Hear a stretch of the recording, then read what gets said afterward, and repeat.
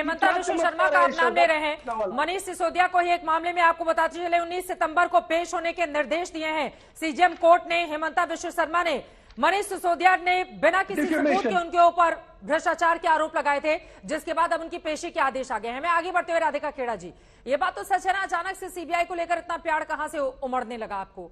जब वही जांच ईडी सीबीआई करती है आपके नेता के खिलाफ तो आप लोग सड़क पर आकर प्रदर्शन करते हैं, और वही जब आम आदमी पार्टी के खिलाफ इस तरह की इंक्वायरी हो रही है तो आप लोगों को लग रहा है कि नहीं सब कुछ अच्छा है।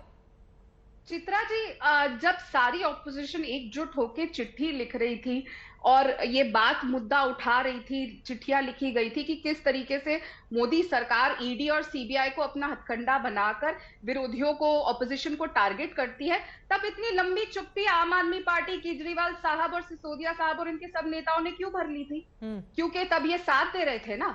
आज इन पे बीत रही है तब इनको याद आ रहा है कि ऑपोजिशन अब क्यों नहीं बोल रही। जब पूरी ऑपोजिशन एक स्वर में ये सवाल उठा रही थी तब आम आदमी पार्टी ना उस चिट्ठी पे साइन करी, ना आम आदमी पार्टी ऑपोजिशन के साथ खड़ी हुई, और आज अब ये कह रहे हैं कि हम इनका साथ नहीं दे रहे। और ये तो वही लोग हैं ना जिनकी नीति क्या है, शूट एंड स्कूट। आपको याद होगा जब इन्होंने सरकार बनाने का दिल्ली में शुरुआत करी थी, दावे करे थे, तो ये बार बार पूर्व मुख्यमंत्री स्वर्गीय शीला दीक्षित जी पर आरोप लगाते थे भ्रष्टाचार के। क्या हुआ उन आरोपों का?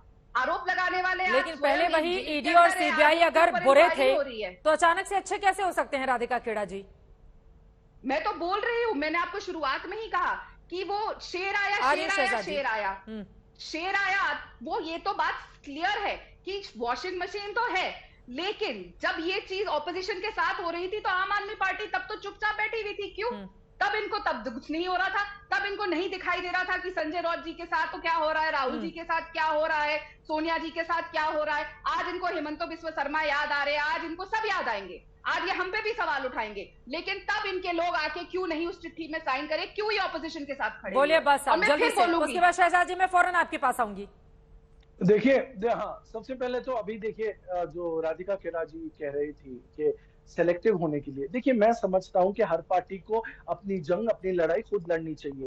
जब नेशनल हेराल्ड का केस था, मेरी पूरी सहानुभूति है आपके साथ के जो सोनिया गांधी जो वरिष्ठ लीडर है उनके साथ ऐसा किया गया। यहाँ पे बात सेलेक्टिव होने की नहीं है राधिका जी, मैं आपकी बात मानता हूँ, लेकिन बात यह है कि कैसे बार बार लगातार भाजपा सीबीआई ईडी आईटी का दुरुपयोग कर रही है।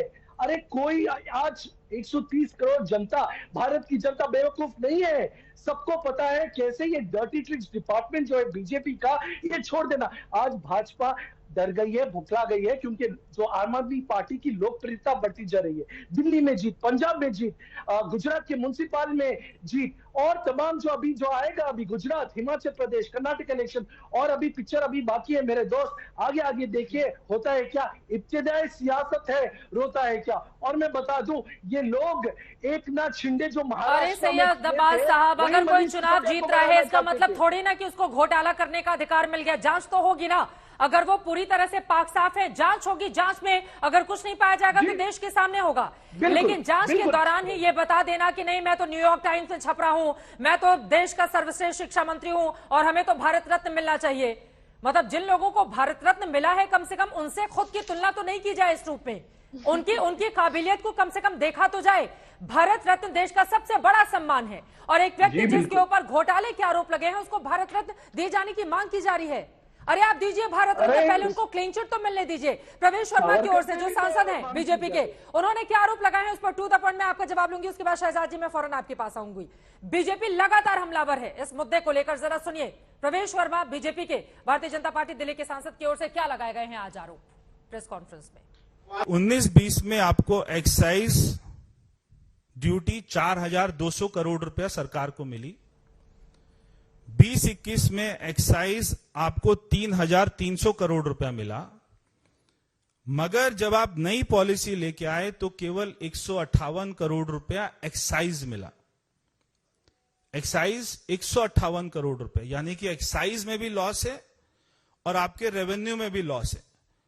तो मैं मनीष सिसोदिया जी से पूछना चाहता हूं कि आप इस बात का जवाब दें कि आपकी सरकार को एक्साइज में 3,000 करोड़ का लॉस हुआ है और आपके रेवेन्यू में 3,500 करोड़ का लॉस हुआ है। ये सरकारी लॉस है।